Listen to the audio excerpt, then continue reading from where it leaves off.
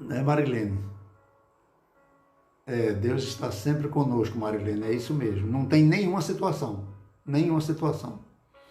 Em todas as situações Deus está presente, até na guerra, que deixa uma lição, deixa um aprendizado de dor, para que a gente não possa mais repeti-la. E Ele está lá socorrendo.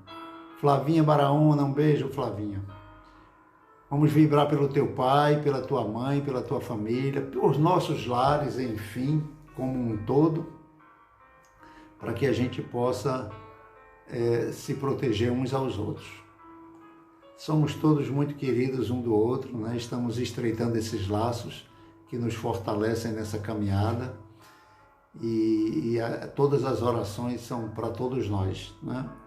Eu já coloquei um copinho d'água aqui, né, para que a espiritualidade amiga possa, né, colocar uns calmantes, uns energizantes, né, uns motivantes, coisas de Deus, né? Oi, Celina querida, vamos vibrar por todos, junto na sua casa, na nossa casa, na casa de todos. Bom, nós vamos começar a encerrar nossa musicazinha, vamos continuar com esse pensamento elevado a Deus, mentalizando a figura amiga de nosso mestre amado Jesus, ele que asseverou que quando duas ou mais pessoas estivessem reunidas em seu nome, lá ele estaria. Estar reunidos em nome de Jesus, está unido em nome da paz, da fé e da esperança. É estar unidos, reconhecendo a nossa pequenez e nos colocando à disposição dele para quando ele precisar e alguém bater na nossa porta necessitado, ele possa contar conosco. Então, que os espíritos amigos nos unam, que façam essa teia de amor, estender a todos, encarnados e desencarnados que estão próximo a nós, para que a gente possa avançar, vendo e percebendo a mudança do nosso planeta.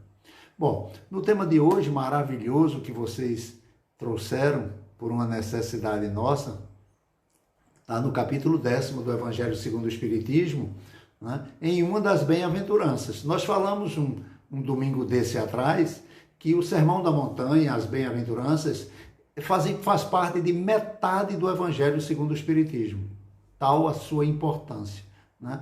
Bem-aventurados os misericordiosos, né? Ter misericórdia da dor do outro, da fraqueza do outro, da infelicidade do outro, da tristeza do outro, porque poderia ser nós que estivéssemos no lugar dele, por que não? Somos todos espíritos imperfeitos, pecadores, falidos, com uma possibilidade muito grande de falir de novo.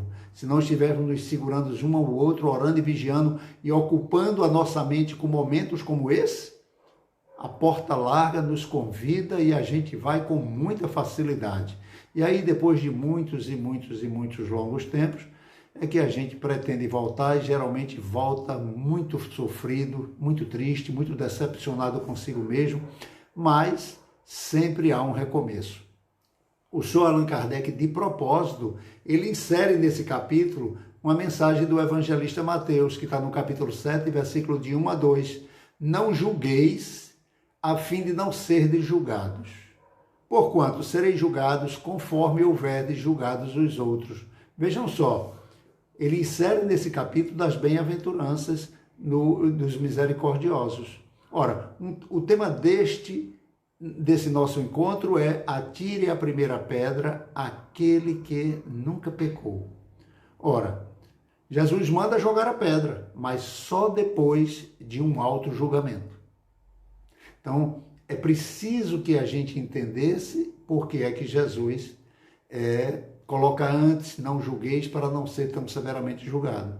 Porque eu tenho que agora fazer o meu autoexame, o exame da minha autoconsciência. Na obra Luz do Mundo, psicografia do espírito Amélia Rodrigues, através do nosso querido Divaldo Franco, ela narra uma bela passagem sobre a mulher equivocada. Seu nome não é citado nos evangelhos nem nas tradições evangélicas. O evangelista João é o único a narrar o seu encontro com Jesus, no capítulo 8 do seu evangelho, no versículo 2. Portanto, ele deve ter sido testemunha ocular. Assim narra Amélia Rodrigues, as folhas do outono se espalhavam no chão.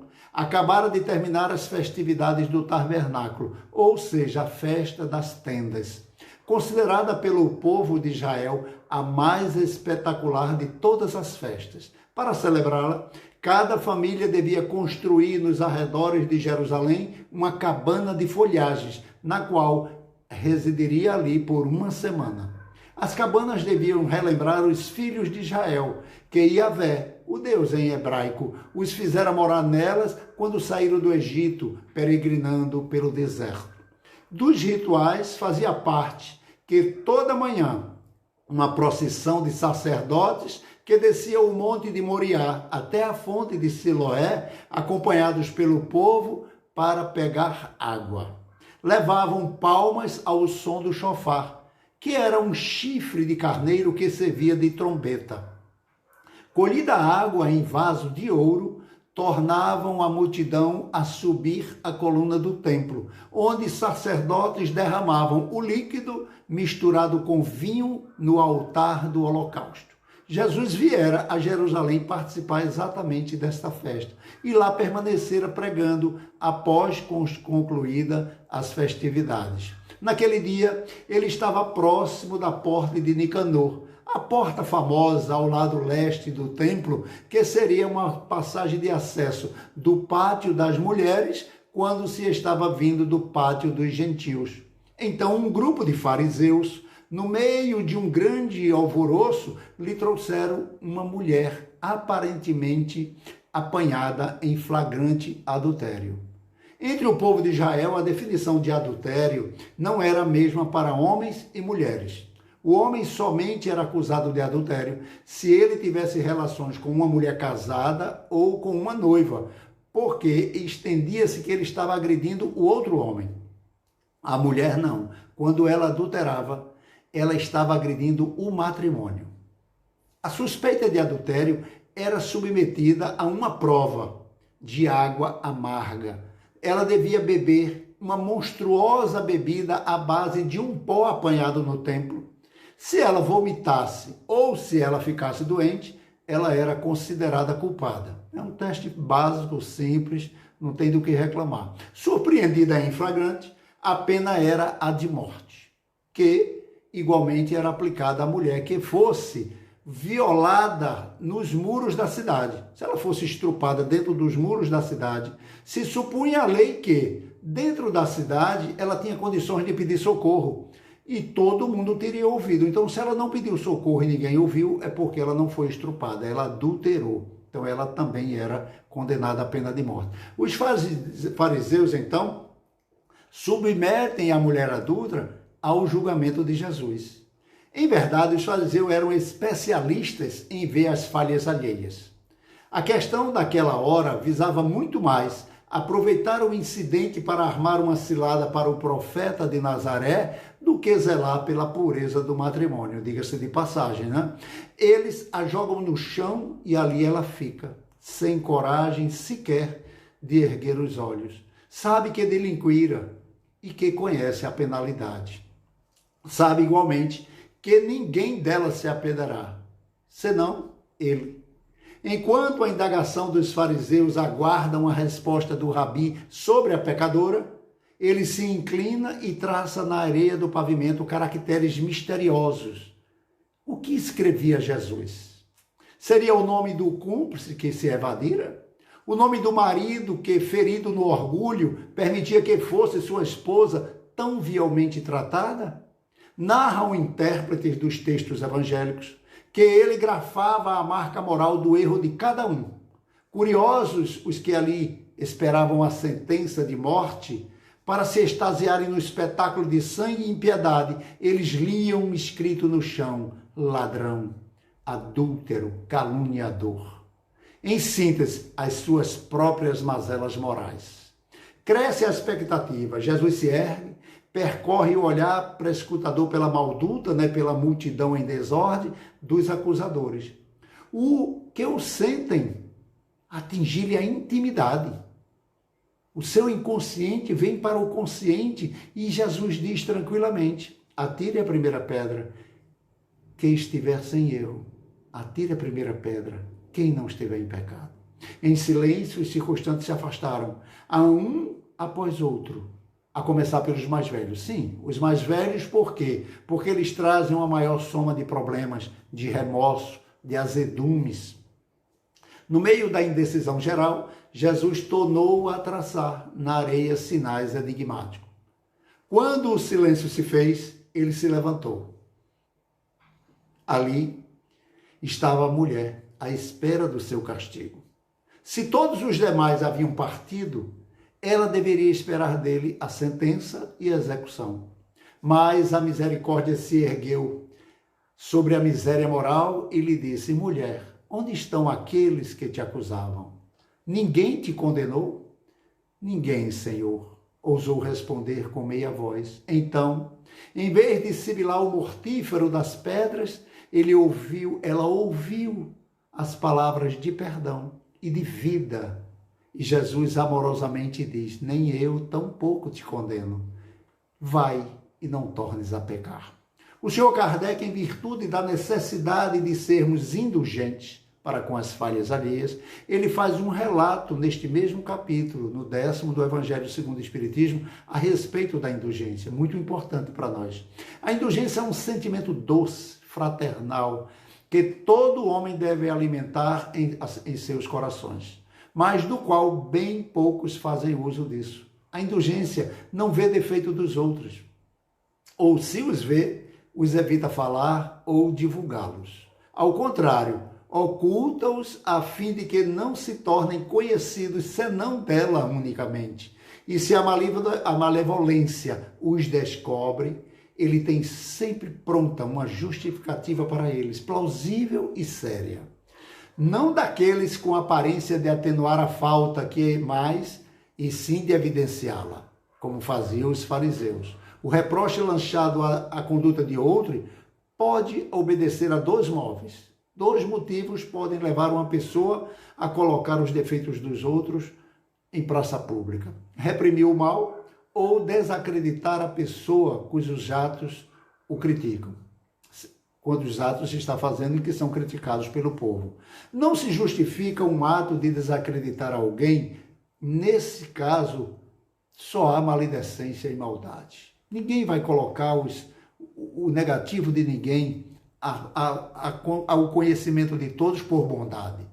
No fundo, existe a maledicência e a maldade. O primeiro pode ser até louvável, o ato de reprimir o mal em certas ocasiões, e até um dever. Porque um bem deverá sair, daí resultar, se for bem dirigido essa reprimenda. Se assim não fosse, o mal na sociedade jamais seria extirpado. Não cumpre, aliás, o homem auxiliar o progresso do seu semelhante?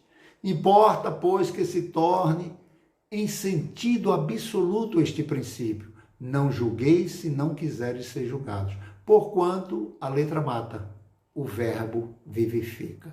Não é possível que Jesus haja proibido de se aniquilar o mal, uma vez que ele próprio nos deu o exemplo, tendo-o feito até em termos enérgicos. Claro, ele se utilizava da sua energia moral, a sua luz divina que ofuscava sempre os equivocados e delas fugiam correndo, porque a escuridão foge da luz. O que quis significar é que a autoridade para censurar está na razão direta da autoridade daquele que censura.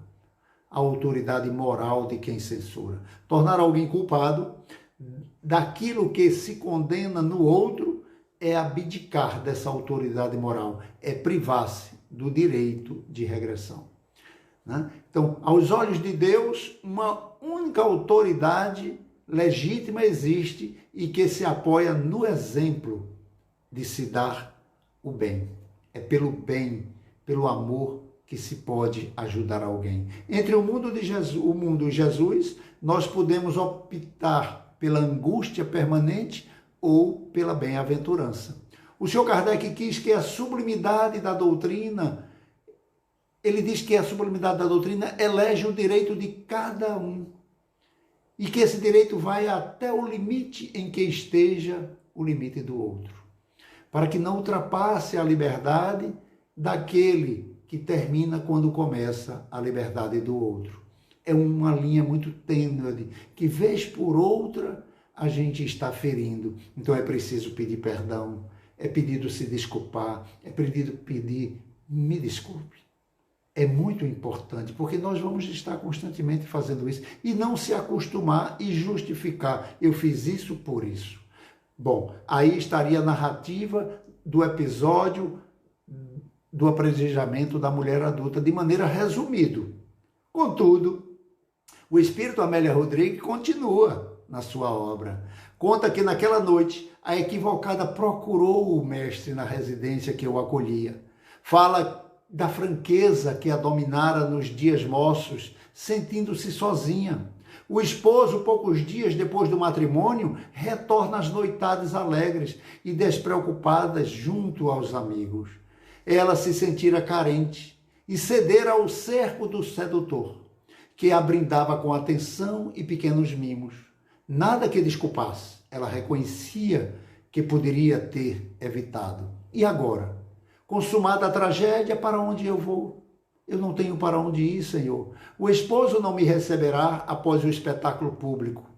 Também não poderia contar com a proteção paterna, porque fora levada à execração em praça pública, não simplesmente recebendo uma carta de repúdio, o que poderia vir até ser uma indenização para meu pai, pois o marido que assim procede deve devolver parte do dote da noiva ao sogro. Não havia lugar para ela em Jerusalém, que seria dela, só e desprotegida. O mestre lhe acena com horizontes de renovação, discorrendo sobre a memória do povo que é duradoura para com as falhas alheias. Ela sente nas entrelinhas que deverá buscar outras localidades, lugares onde não a conhecessem e nem conhecesse o drama que ela acabou de viver. Na despedida, Jesus a conforta. Há sempre um lugar no rebanho do amor para as ovelhas que retornam e desejam avançar. Onde quer que vais, eu estarei contigo, e a luz da verdade, o achorte do bem brilhará à frente, clareando o teu caminho. 10 anos se passaram, onde a encontramos em Tiro, uma casa humilde, onde recebe peregrinos cansados e enfermos sem ninguém. Um pouso de amor ela erguera ali. Não esquecera jamais daquele entardecer e da entrevista noturna com Jesus. Tornara-se uma divulgadora da Boa Nova. De seus lábios brotavam espontâneas referências ao doce Rabi, alentando almas enquanto limpava as chagas dos corpos doentes. Foi em um cair de tarde que lhe trouxeram um homem quase morto. Ela lhe lavou e pensou as chagas. Deu-lhe caldo reconfortante e tão logo recebeu aliviado das dores, lhe ofereceu mensagem de encorajamento em nome de Jesus. Emocionado, confessa que ele conhecera o Galileu um dia, num infausto dia em Jerusalém, odiara-o então, porque ele salvara a mulher que adulterava a sua esposa, mas não tivera para com ele, o ofendido, nenhuma palavra. O tempo lhe iria meditar como se equivocara com o seu julgamento, como ele estava arrependido. Confessa que desde algum tempo vinha buscando a companheira, procurando-a em muitos lugares, sem êxito, até que a doença lhe visitar o corpo, consumindo-lhes as energias. Embargada pelas emoções em desenfreio, naquele momento a mulher recordou-se da praça e do diálogo com o mestre um decênio antes. Reconheceu o companheiro do passado e, sem dizer-lhe nada, segurou-lhe na mão, suavemente, e o consolou. Deus é amor. E Jesus, por isso mesmo, nunca está longe daqueles que o querem e o buscam. Agora durma em paz, enquanto eu velo, porquanto nós ambos já o encontramos. Aqueles acusadores, tocados no íntimo pelas palavras de Jesus, ao se verem confrontados, perceberam que eram tão pecadores quanto a pobre mulher adúltera. Através dessa fulgurante passagem bíblica, aprendemos que não devemos atirar pedras no nosso próximo que sucumbiram nas voragens dos atos pecaminosos, porque ainda não somos perfeitos. E nem Jesus, que tinha autoridade moral, a condenou. Devemos sim ajudá-los a alcançar o equilíbrio, estendendo nossas mãos para que elas possam caminhar à luz da boa nova evangélica. Não é atirando pedras que podemos se dirigir a uma criatura que esteja em sofrimento, mas ajudando-a a recomeçar. O Mestre deu-nos o exemplo através do perdão, recomendando àquela mulher adulta: vá e não peques mais. Assim deu a ela a oportunidade e retomar o curso da sua vida sobre um novo prisma, não mais se equivocando, e sim agradecendo através das obras, porque o amor cobre uma multidão de pecados. Como é grande a misericórdia divina para conosco. Através do perdão e do auto-perdão, a divina providência sempre nos dá a oportunidade para retificarmos nossos erros do passado, reparando os males, modelando nosso caráter através da moral do Cristo. A aludida passagem bíblica tem plena validade para os nossos dias. Daí a importância do Evangelho no Lar. Cantinho abençoado onde Jesus nos une todos os equivocados do passado, para que em seu nome construam um oásis de amor e de paz. Agora um cuidando da chaga do outro, com Jesus no meio, consolando e fortalecendo essa união. Sugerindo para que todos peguem na chardua e não olhem para trás. O que passou, passou. Que possamos aprender com nossos erros do passado, mesmo nessa encarnação. Mas Jesus disse à mulher: segues e não torne a pecar. Nós seremos medidos pelo que nós vamos fazer daqui para frente, depois de termos conhecido a boa nova. Será que nós enxergamos os males alheios? Estão preparados para se renovarem? Será que nós víssemos isso, nós estaríamos prontos para ajudá-los? Pela psicografia do espírito Neil Lúcio. Porque a gente sempre diz, né? Eu quero ir trabalhar de noite, eu quero ir em desdobramento para as colônias, quero ajudar, vou acompanhar, vou trabalhar, eu orei, eu peço tanto para ir. E Neil Lúcio, ele traz, através do querido Chico Xavier, uma mensagem maravilhosa sobre a serva escandalizada. Dalila era a esposa de Azó. Ela queixava-se perante Jesus e os apóstolos que a haviam desrespeitado em praça pública, justamente quando ela procurava fazer o bem para todos. Jesus, calmamente, narra uma história elucidativa para todos nós. A piedosa mulher, desejando ser mensageira no reino da terra, em nome de Deus, bateu à porta do paraíso rogando trabalho. Foi atendida por um anjo, que lhe recomendou visitasse uma taberna para salvar 2 homens bons, que, desprevenidos, se embriagaram por influência de um espírito malfeitor.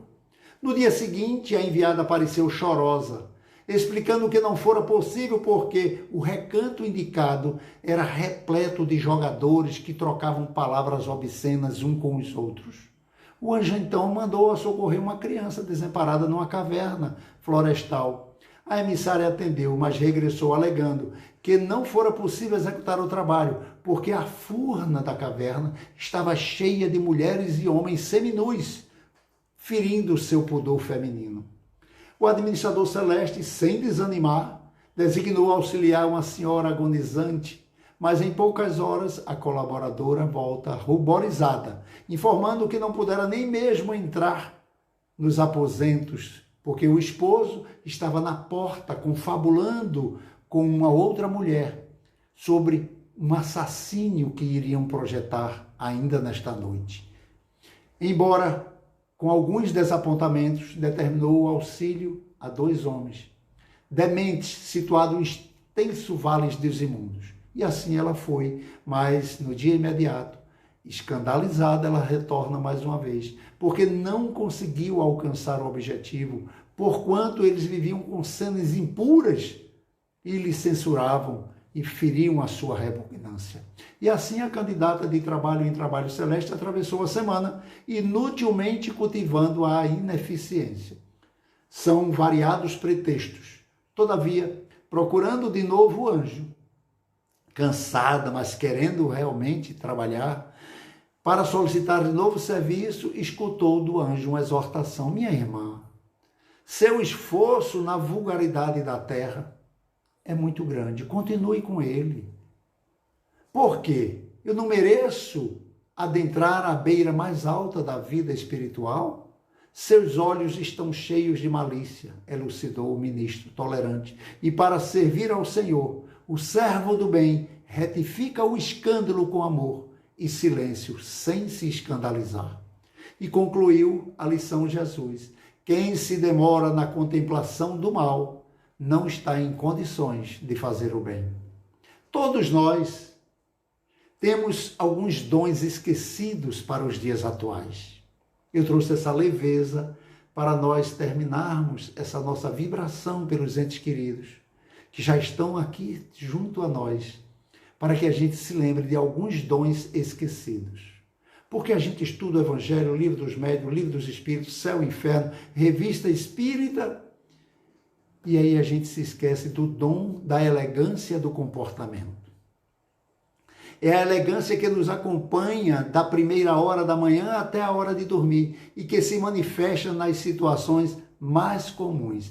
É uma elegância desobrigada. Vejamos se nós já somos elegantes ou se estamos nos esforçando. Se você é daquelas pessoas que elogiam mais do que criticam, você é elegante. Se escuta mais do que fala, você é muito elegante. Não usa o tom superior de voz, nem humilha as pessoas, você é mais do que elegante. Avisa quando atrasa, presenteia fora as datas festivas, cumpre o que te oferece flores, respeita a natureza, zela pelo patrimônio público, você, adivinha, você é elegantíssima. É elegante fazer algo por alguém e este jamais saiba que você tenha enfrentado dificuldades para fazê-lo. É elegante reconhecer o esforço, a amizade e a qualidade dos outros. É muito elegante retribuir carinho e solidariedade. É também elegante o silêncio diante de uma descortesia. Abrir a porta para alguém, ceder um lugar para alguém sentar, socorrer uma criança, um idoso, é muito elegante. Sorrir. Sorrir é de uma elegância extrema e faz um bem danado à alma. Jogar lixo no lixo é bastante elegante. Se você se encaixa em muitas dessas coisas que foi dita, parabéns. Parabéns, você é elegante. Você é um ser especial. Agora, se você não se encaixa na maioria das coisas que foram ditas, não se desanime. Comece agora a ser elegante. Afinal, aprender a ser elegante é muito elegante. Um beijo no coração de todos vocês. Um carinho, um abraço fraterno. Que Jesus continue abençoando este momento. Que ele se estenda e vibre por todos os nossos bairros, pelo nosso país, envolva nosso planeta, sempre em busca dos aflitos e dos necessitados.